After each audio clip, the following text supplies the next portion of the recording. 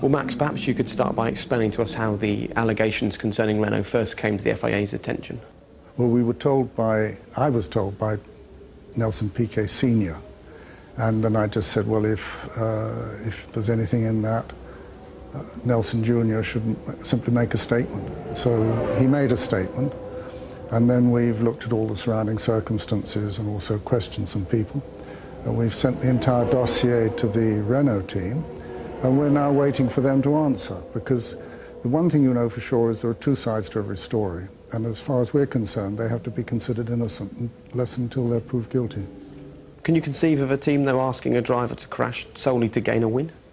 Well, it depends what else is at stake, and one never knows of these things, but sometimes it can be almost life and death to them, or survival.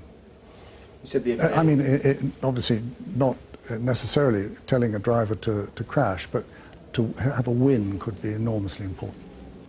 So you said the FIA did some investigations to get the full picture. What did you do to work out precisely how the land lies?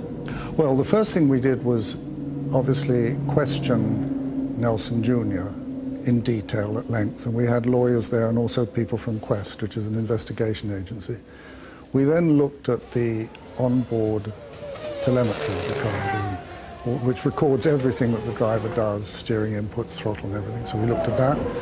We then asked Renault for copies of the radio traffic, which they supplied us with. And then at the last Grand Prix at Spa, we interviewed a number of members of the Renault team. And then that was the dossier. We've heard very little from Renault. What can you tell us of their stance at the moment? What's their position here? They haven't taken one yet, because they've got until, I think, the middle of next week to produce their dossier. And when they do, obviously we'll look at it. But so far we've had no official response from them. And that's as it should be. They need time to put their case together.